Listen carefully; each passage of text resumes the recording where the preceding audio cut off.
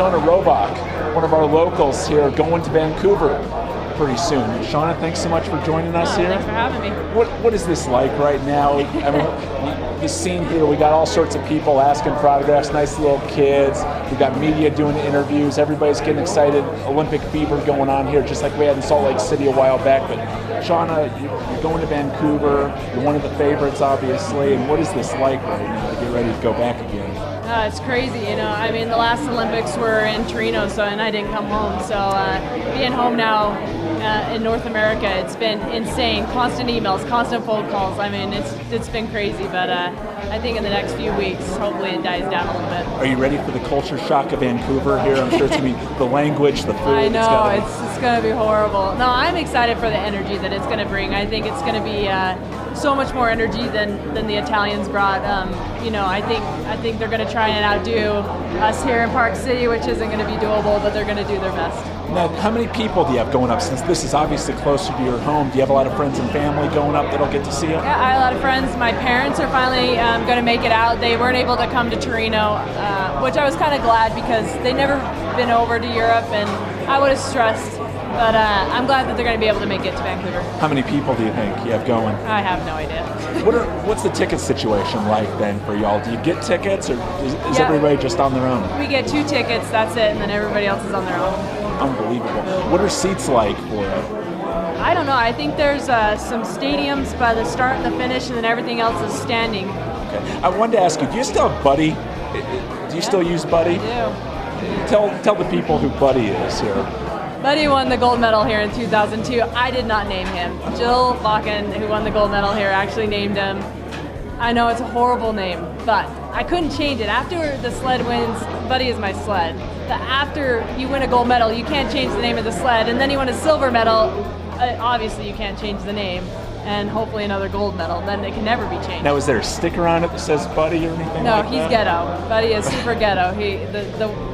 The worse he looks, the better he runs. So I don't know. But this is a good luck charm, then, obviously, right? It is, and he's back to red, which he won gold here when he was red, and in Torino he was black, and obviously he didn't.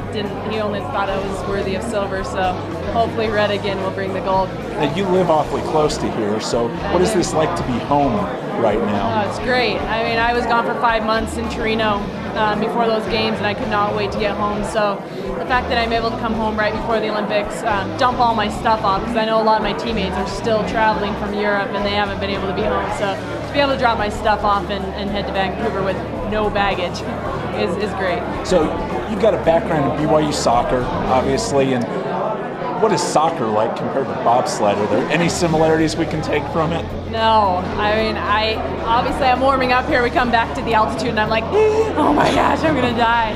So there's no cardio within bobsled like there was in soccer. I'm 15 to 20 pounds heavier than I was in soccer because you have to put the weight, in the sled. So I mean, it's completely different. I think the only thing that carries over is the dedication. Tell us about your teammates here. Everybody's in the room with your group, and what's this group like? Is it going to be real rowdy in Vancouver here? They're a very excited group. I think. On the women's team, I'm the only past Olympian going. So I think on the men's team, there's a few medalists and stuff that are going, but they're a very, very excited group. Now, silver 4 years ago. Yeah. Where do you stand right now? Do you have any idea based on times or anything, and what do you expect here? Well, I won the World Cup last year, but it's the Olympic Games, and everybody brings their A game, and it's completely different. One of the German girls won pretty much every race except the 2 that I won. It's always the Germans, I know, isn't it? But the Canadians are going to be a huge force.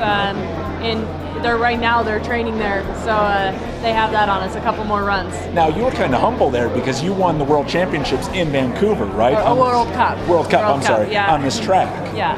So what is that track like? Is it still the same? I assume? Yeah, it's the exact same track, but it's the Olympic Games, and like I said, people come out of the woodworks that you never even seen before, and they're like, who is this person? They just won a gold medal. So you can't say. People do say I'm a favorite going in, and that's great. but you never know what's going to happen. 4 years ago, was this a pretty easy decision that all things considered you were going to do this? Oh, again, yeah. 4 years? Yeah. What's so addictive about it? Describe, I've asked a few people, what is bobsled like? I mean, just doing that run, can you compare it to anything us normal civilians kind of do? I think the adrenaline is like, okay, like if you almost get in a car crash and your legs go numb and all that adrenaline, that's like... Well, that sounds like fun. Yeah, so that's the adrenaline that hits you the whole time. You're like, oh my gosh, this is awesome. Now, back in Park City, what do you work on here? When do you leave for Vancouver, and what do you work on up till then? Right now, we're just getting some runs down the track, making sure we stay fresh, and then getting some good training in as well. And then we head up to Vancouver on the 12th. Unbelievable. I've asked the other Olympians we've talked to that are local, but you know what it's like to win a medal. What is that feeling? It's indescribable. It really is. I mean, the most amazing feeling to represent your country and to win a medal for them it's unbelievable, and it's a great honor. And you know, I think that's what continued to drive me is I got a taste of it, and I was on that medal stand, but I saw that stupid German flag going up, you know, in the middle. And so I need that American flag to be in the middle with that national anthem, the best national anthem, and the most beautiful flag We have around. a huge German population in Provo that reads our stuff, so we're going to have to edit that, Rich. But when you talk about just how is this different 4 years from now? I mean, are you different physically, different mentally? How do you expect the experience to be? Yeah, I mean, I feel a little more experienced, obviously, as a driver. Going into Torino, I was... just 4 years, pretty brand new driver. People were saying, I don't know, there's only been one driver that's ever won a medal after driving for 4 years. His name was Gustav Bader or something, I think German. Another German? He was great or something, I don't know. But anyway, yeah, so I think I do feel a little more experienced, and a little more seasoned, and I kind of know what to expect, so... Is it more pressure on you since obviously you're real well known? Less pressure? Less pressure because I already won my medal, you know? So I was expected, I think, to win in Torino, and I won it. And, people expect now, but I don't, if I win it, I win it. If I don't, I won my medal. I have one, and this is kind of for me, at the end of the day, I want to be able to get done with all 4 runs and be like, wow, I'm really happy with all 4 of those runs. And not been like, man, shoulda, coulda, woulda, just a little bit here, a little bit there. I want to be like, I had 4 great runs, and this is what I came up with, and if it's a medal, then that's great. Let's give a shout out real quick to your teammates. Tell us who's in the sled with you and about this group here. Yeah, Miki Rzepka, she will be my brakeman. I've only raced 6 races with her this year. She's fairly new. I raced pretty much for the past 6 years with Valerie Fleming, who ended up pulling her hamstring right before the team was picked, so she won't be going to Vancouver with the team.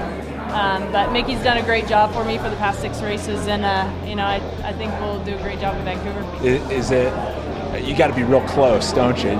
Do you know like everything about each other essentially? Actually, we don't. I don't know a lot about Mickey. Actually, okay. That's the funny thing is, we work as a team. Yeah. The funny thing is she's so much like Valerie. She's wants to know everything, like what runners we're using that day. She's on top of everything, so that's great because I'm kind of like all over the place as a driver. So she kind of keeps me in check. It's good that if I lost Valerie, I definitely got the second best person to fix everything for me. So it will all come together, and it's been good for both. Last thing, what are you looking most forward to about Vancouver?